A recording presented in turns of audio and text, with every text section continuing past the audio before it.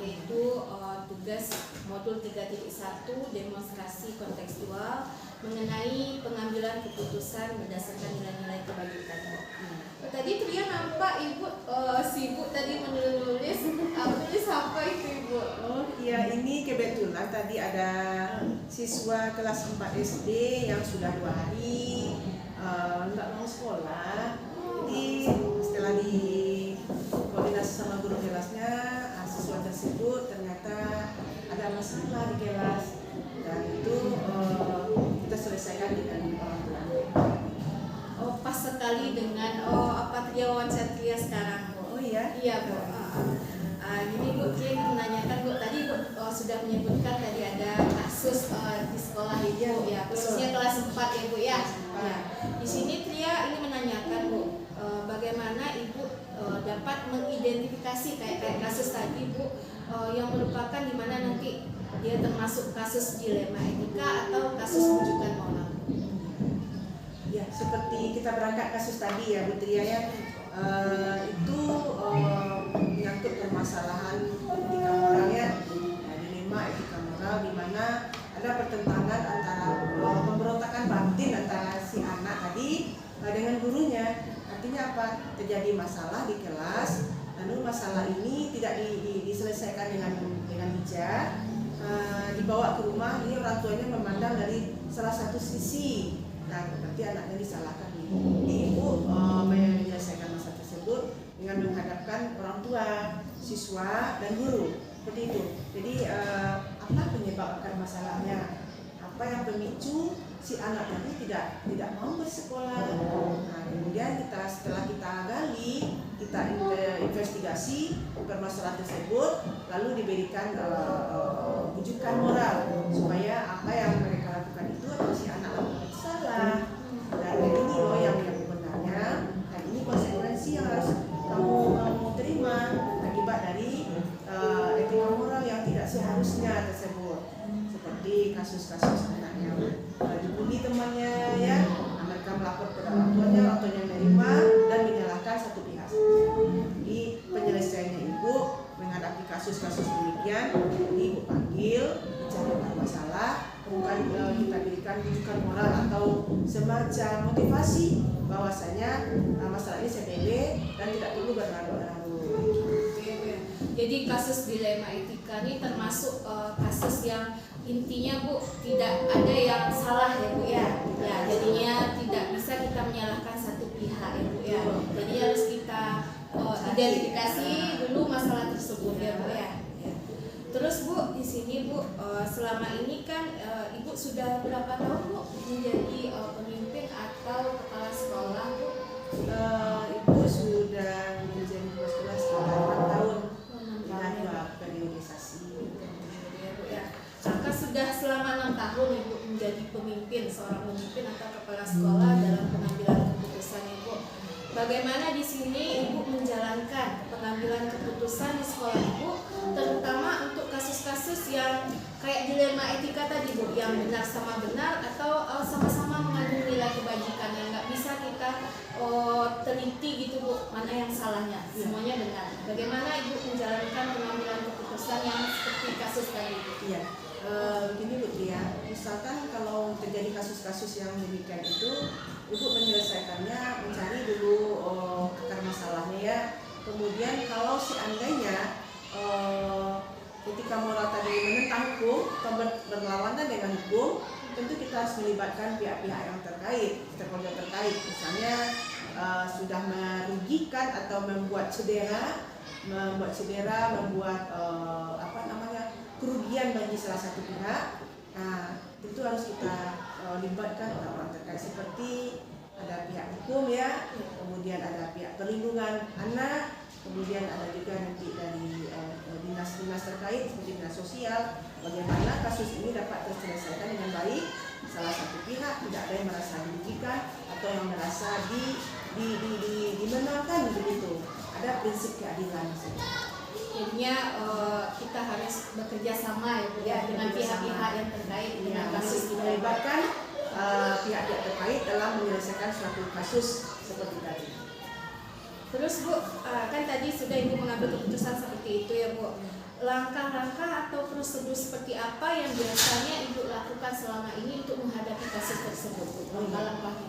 Ya, kita bertolak dari beberapa peristiwa yang pernah terjadi ya Bu Tria ya, menyelesaikan suatu masalah itu biasanya Ibu lakukan dulu, Ibu identifikasi penyebab sumber masalah. Kemudian setelah itu Ibu lakukan investigasi, diselidiki dulu, ya siapa nih yang terlibat, apa pemicunya, di mana kejadiannya, kemudian apa faktor atau dampak dari etika moral yang salah tadi.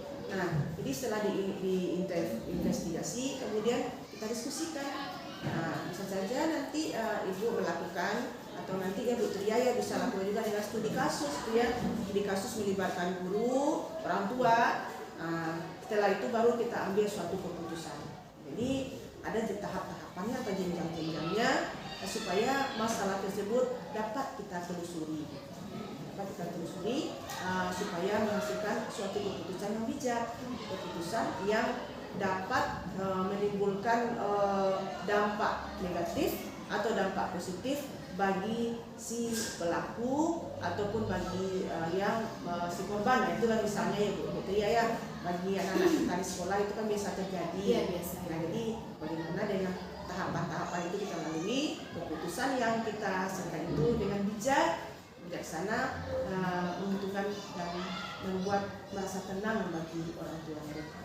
Jadi tidak merugikan salah satu pihak Tidak juga ya, intinya ya Bu ya. Intinya ya. Terus Bu, tadi kan sudah langkah-langkah atau prosedur yang Ibu ambil ya Bu. Sekarang hal-hal apa saja yang selama ini Ibu anggap efektif Bu dalam pengambilan keputusan pada kasus-kasus ya dilema etika yang pernah Ibu hadapi gitu Bu? Iya. Hal efektif Ibu rasakan itu dalam pengambilan keputusan yang bijak itu adalah tingkat kepercayaan. Ya, itu tingkat kepercayaan dari etika moral terjadi yang bisa seperti orang tua. Mereka yakin dan percaya bahwasannya apapun permasalahan yang dihadapi, yang ditemui oleh siswa di sekolah itu dapat ditanggulangi, dapat diselesaikan. Guru di sekolah ada tingkat kenyamanan bagi orang tua. Kemudian bagi siswa juga ada semacam perlindungan, bahwa perlindungan terhadap suatu etika moral, baik itu antara individu atau kelompok, mereka merasa terlindungi, merasa nyaman sepanjang mereka berada di satuan pendidikan atau sekolah. Lalu Bu, di sini Tria ingin nanyakan lagi Bu, hal-hal apa saja Bu yang selama ini kan sudah banyak Ibu selama 6 tahun menjadi seorang pemimpin Bu. Mungkin ada beberapa tantangan Bu dalam pengambilan keputusan terhadap suatu kasus yang di sekolah yang Ibu hadapi gitu. Ya. Tantangan itu yang biasanya yang kita hadapi itu yang Bu Tria, misalnya suatu etika moral yang terjadi itu yang melibatkan etika yang salah itu ya, yang salah atau benar lawan salah itu ya. Nah, itu biasanya kita dihadapkan dengan aturan atau perundang-undangan yang ada. Contoh, misalkan ada satu siswa yang melakukan tindakan yang salah terhadap temannya, kemudian kita hukum karena usianya baru usia anak-anak, itu yang kita lakukan sanksi atau punishment kepada mereka itu kan bertentangan pula dengan undang-undang ya, peraturan anak-anak ya, termasuk Komnas HAM, kemudian ada lagi peraturan untuk yang terkait dengan sekolah ramah anak ya. Nah, namun ini harus kita benarkan, ini harus kita luruskan ini. Gimana caranya? Artinya kita berikan semacam konsekuensi. Nah, Nanda, ini yang kita lakukan ya, ini dampaknya terhadap kamu diri sendiri nantinya. Makanya supaya kegiatan Anda berjalan, sekolah Anda berjalan, pembelajaran Anda nyaman di sekolah, Anda harus ikut ini aturan, supaya aturan ini dapat membuat Anda tenang. Jadi tantangannya adalah apabila suatu saat kita dihadapkan dengan konsekuensi sanksi atau punishment, kita dihadapkan dengan aturan perundang-undangan. Jadi itu. Jadinya ada ya Bu ya, kalau misalnya aturan kayak Komnas HAM ada, saya tidak boleh apa ya Bu ya. Kalau dahulu ya Bu Tria ya, kita waktu kecil kita kan mengaji dulu ya, mengaji salah kita berucap, salah kita bersikap, itu kan ada semacam sanksi dari bukan tindakan fisik ya, bukan ya, tapi misalnya semacam penegakan disiplin yang kuat sampai sekarang melekat. Iya. Contoh, duduk yang tidak pada tempatnya. Nah, nanti kita disuruh kaki kita itu berselonjor sekian jam supaya kita bisa tenang. Nah, sekarang kalau kita terapkan itu akan bertentangan pula dengan aturan Komnas HAM ya. Itu namanya anak diberikan sanksi atau keras. Nah, itu aja mungkin tantangannya. Terus Bu, pertanyaan selanjutnya Bu, apakah di sini Ibu memiliki sebuah tata krala atau jadwal tertentu dalam sebuah penyelesaian studi kasus dilema etika ini Bu? Apakah Ibu di sini langsung menyelesaikannya di tempat atau memiliki sebuah jadwal untuk menyelesaikan kasus tersebut Bu? Iya, tata krala ya Bu ya. Jadi semacam aturan atau program atau standarnya, standarnya berarti Ibu selama ini menyelesaikan kasus biasanya ya yang menggunakan standar operasional ya, standar operasional kerja gitu ya, SOP-nya. Misalkan setiap 1 minggu sekali itu kami mengadakan konferensi kasus bersama guru. Ini Bapak Ibu selama seminggu kita proses pembelajaran di kelas ada nggak permasalahan atau ada kasus nggak yang perlu kita diskusikan bersama, atau Ibu laksanakan saat briefing pagi setiap awal minggu hari Senin pagi sekitar jam 7.30 selesai anak-anak masuk ke kelas, Ibu mengadakan koordinasi dengan guru-guru itu untuk menggali, mencari informasi sesuai dengan standar operasional kerja kita, bagaimana kita mendapatkan informasi aman nggak kelas selama seminggu. Nah, jika ada, baru kita selesaikan menurut langkah-langkah yang Bu paparkan sesuai pertanyaan nomor 3. Jadinya ada SOP-nya gitu ya. SOP-nya. Dan Bu, di sini Bu, adakah di sini Bu, Ibu kan dalam menyelesaikan suatu kasus tersebut Bu, seseorang atau faktor-faktor yang selama ini mendukung atau mempermudah atau membantu Ibu dalam mengambil keputusan tersebut Ibu? Ya. Jika terjadi informasi itu sudah berhasil kita kumpulkan, lalu baru kita selesaikan. Artinya apa Bu ya? Suatu kasus terjadi, kita kumpulkan, lalu kita identifikasi, investigasi, kita cari sesuai dengan standarnya siapa yang dilibatkan. Nah, bukan berarti kita menumpuk dulu permasalahan, ditumpuk dulu dari hari Senin sampai hari Jumat, baru Sabtu kita selesaikan. Bukan begitu. Jadi kita kumpulkan hari Senin, ada terjadi masalah, lalu hari Selasanya kita mulai identifikasi, kemudian Rabunya kita investigasi, Kamis kita diskusi, kemudian hari Jumat kita berikan semacam punishment atau sanksi terhadap konsekuensi etika moral yang telah terjadi. Nah, tadi kata Bu Tia tadi bagaimana penyelesaian yang yang apa tadi Bu, ada faktor-faktor yang mempermudah. Jadi informasi itu. Jadi informasi itu yang diberikan seterbukanya gitu, sejelas-jelasnya agar proses investigasi berjalan dengan lancar. Nggak ada yang ditutupi. Misalkan ini ada temannya yang terlibat dalam kasus ini kita hadirkan. Ini ada bahkan guru yang memarahi atau melakukan tindakan fisik, itu kan kita telusuri. Nah, baru kita berikan penguatan kepada guru, kepada siswa dan kepada orang tua. Kemudian faktor-faktor yang membantu yang memudahkan ini adalah di samping keterbukaan informasi, juga kita tidak berdiri sendiri gitu ya. Jika ada kasus atau etika moral terjadi yang melanggar hukum yang sifatnya berat, itu ada dinas terkait yang siap membantu. Nah, ini seperti dinas barang kerja kan ada tuh telepon pengaduan. Nah, ada dari pihak Babin Dinas, kemudian ada dinas P2 TP2A yang melindungi sekolah atau anak didik atau guru, perlindungan terhadap satuan pendidikan dalam melaksanakan tugas Jadi kita merasa nyaman, kita merasa tenang, kita merasa terlindungi begitu. Jadinya ada beberapa orang ya Bu ya, atau dinas terkait ya Bu yang siap membantu dalam pengambilan keputusan. Yang terakhir Bu, dari semua hal yang Ibu sampaikan tadi ya Bu, pembelajaran apa yang dapat Ibu ambil gitu Bu dari pengalaman Ibu selama 6 tahun dalam mengambil keputusan terhadap kasus dilema etika ini? Benar sekali Bu. Kita juga saat ini ya berdasarkan fenomena yang terjadi di lapangan, bagaimana yang harus kita jaga itu adalah sebagai sekolah. Kita itu kan pelayan masyarakat ya, pelayan masyarakat ya.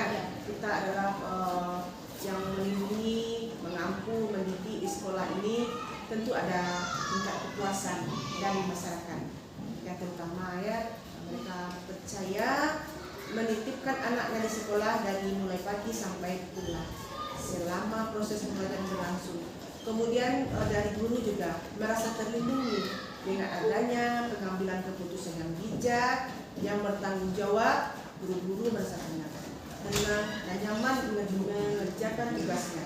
Kemudian bagi saya sendiri sebagai pimpinan di sini, Bu Tria, dengan pengambilan keputusan yang bijak, koordinasi dengan pihak-pihak terkaitnya, kemudian ada pendekatan ya interpersonal dengan siswa, ada rasa kepuasan tersendiri dan kebijakan-kebijakan yang kita ambil dari keputusan tadi, kita merasa tenang. Tidak ada rasa cemas, ini apa ya, berlanjut tak kasusnya, sudah saya selesaikan kemarin. Nah, jadi seperti itu. Tidak tenang itu karena keputusan yang kita ambil itu belum pas ya, belum sesuai dengan ketentuan. Jadi kita merasa gelisah gitu. Keputusan yang kita ambil setelah koordinasi, kemudian kita putuskan menjadikan diri kita menjadi lebih tenang, lebih nyaman dalam bekerja gitu ya. Nah, jadi intinya gini ya Bu ya, kalau kita dalam mengambil sebuah keputusan tuh kita harus melibatkan semua pihak Bu. Ya. Kita investigasi satu-satu dulu ya Bu ya. Kita tidak bisa hanya mendengar satu subjek saja, satu orang saja ya Bu. Ya mungkin hanya sekian wawancara kita kali ini Bu. Terima kasih banyak Ibu. Mudah-mudahan dia mendapatkan pelajaran dan Ibu bisa menjadi seorang pemimpin yang sesuai dengan nilai-nilai kebajikan dan mengambil keputusan sesuai dengan nilai kebajikan. Terima kasih ya Bu. Terima kasih Bu Tria.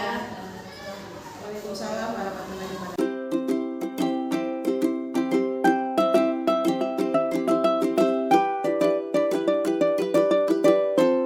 Selamat siang Bu.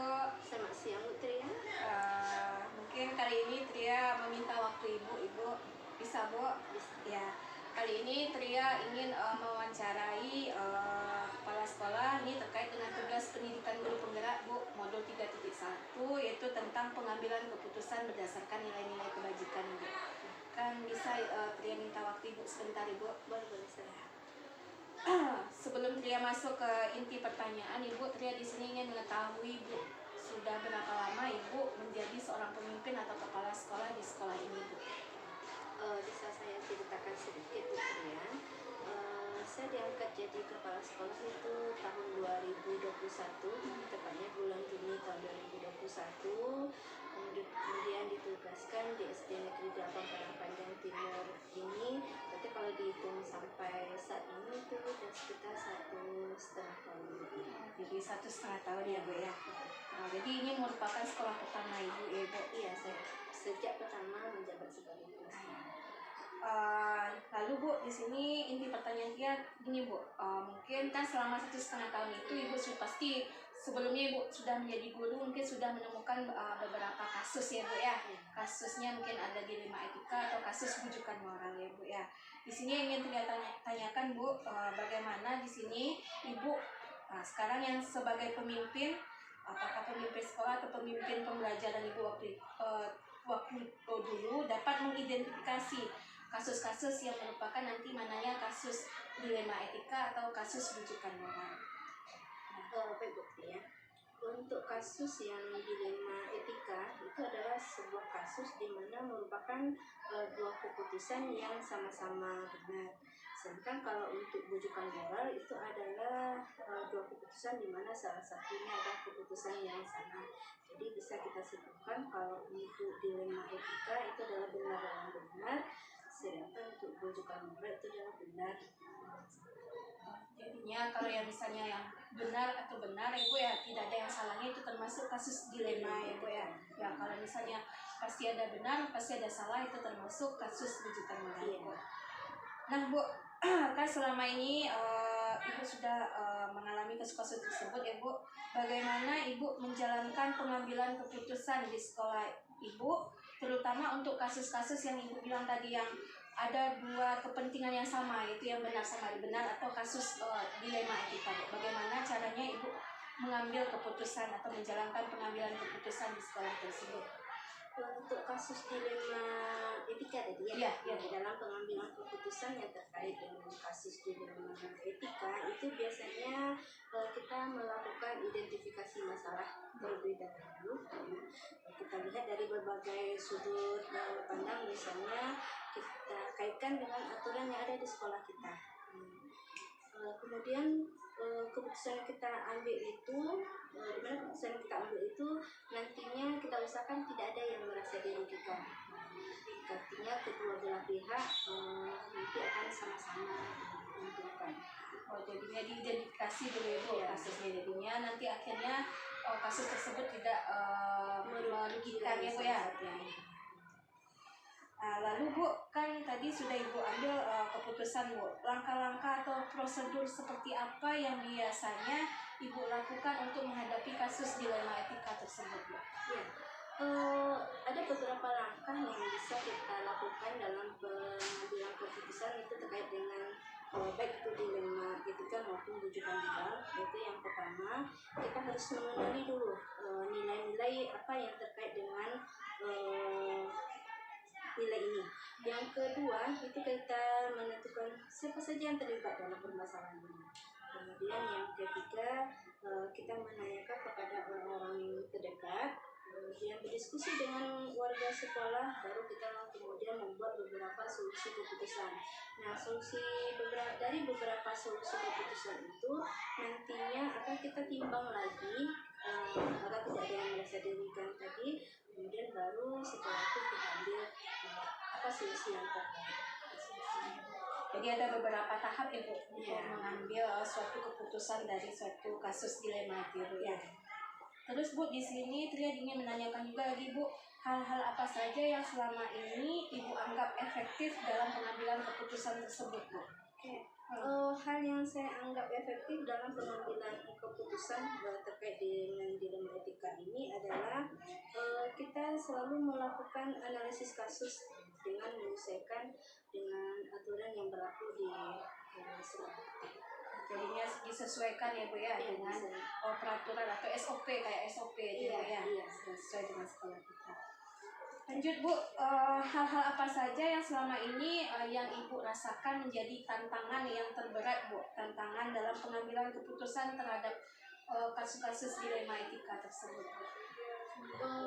Tantangan yang kita hadapi dalam pengambilan keputusan dilema etika ini adalah kita berusaha semaksimal mungkin agar penyelesaian kasus ini nanti tidak ada kekeliruan atau tidak ada keraguan dalam pengambilan keputusan. Artinya tidak ada nanti yang merasa dirugikan dengan apa keputusan yang akan kita ambil. Jadinya harus apa ya Bu, diambil dengan runut ya Bu ya, harus diidentifikasi dulu ya Bu ya. Jadinya yang nomor 6 Bu, pertanyaannya Bu, apakah selama ini Ibu menghadapi kasus dilema etika tersebut, Ibu memiliki sebuah tata kala atau jadwal tertentu dalam sebuah penyelesaian kasus tersebut Bu? Apakah nantinya Ibu langsung menyelesaikan di tempat tersebut atau waktu itu juga, atau memiliki sebuah jadwal tertentu untuk menyelesaikannya, atau bentuk atau prosedur seperti apa yang Ibu jalankan itu? Atau ada jadwalnya, atau kasus itu diselesaikan di tempat itu dan pada waktu itu tertentu itu juga, atau ada waktu yang lain Ibu sediakan untuk menyelesaikan kasus itu Ibu? Baik Putri ya, untuk tata kala tata kala atau jadwal penyelesaian dari satu masalah, biasanya untuk masalah yang bisa kita selesaikan sesegera mungkin, itu biasanya kita akan langsung selesaikan dengan melibatkan berbagai pihak atau warga sekolah mendiskusikannya bersama-sama. Tapi kalau jika masalah itu berat, maka akan kita lakukan sesuai dengan pertanyaan Putri yang nomor 3 tadi ya. Langkah tadi ya. Jadi disesuaikan, kalau misalnya yang terasa ringan langsung diselesaikan segera mungkin ya Bu. Kalau yang terasa berat rasanya bisa diselesaikan menurut langkah-langkah yang Ibu sebutkan tadi ya Bu ya. Ya Bu. Terus Bu, dalam menyelesaikan kasus dilema etika tersebut, apakah ada Bu seseorang atau faktor-faktor yang selama ini mempermudah Ibu atau membantu Ibu dalam mengambil keputusan dalam menghadapi kasus dilema etika tersebut Bu? Faktor yang mempermudah kita dalam penyelesaian masalah itu adalah dengan melibatkan warga sekolah tadi dalam mencari solusi penyelesaian masalah. Jadi semua warga sekolah kita libatkan dalam penyelesaian masalah. Kalau misalnya kasusnya antara murid dengan guru, mungkin murid dan guru itu Iya, dilibatkan iya. Bu. Mungkin bisa jadi orang tua mungkin Bisa ya, Bu. jadi karena itu masih warga sekolah. Dan terakhir Bu, dari semua hal yang telah Ibu sampaikan tadi, Bu, yang telah disampaikan tadi, pembelajaran apa yang dapat Ibu ambil dari pengalaman Ibu dalam mengambil keputusan khususnya dalam kasus dilema etika pengalaman Ibu? Pengalaman yang bisa saya ambil dalam pengambilan keputusan terkait dengan dilema etika ini adalah saya menjadi orang yang lebih bijaksana dalam menentukan mencari solusi yang terbaik untuk penyelesaian satu masalah untuk mendapatkan solusi yang terbaik. Jadi kita harus bijaksana ya Bu, harus memilah kasusnya itu ya. Mungkin hanya itu wawancara Tria kali ini Bu. Mudah-mudahan Tria dapat mengambil beberapa ilmu yang Ibu berikan tadi terkait dengan wawancara kita, dan Tria doakan Ibu menjadi pemimpin yang lebih bijaksana. Nah, dan mungkin hanya itu Bu. Saya ucapkan terima kasih Bu. Ya, Ya Bu, terima kasih Bu. Ya, Bu.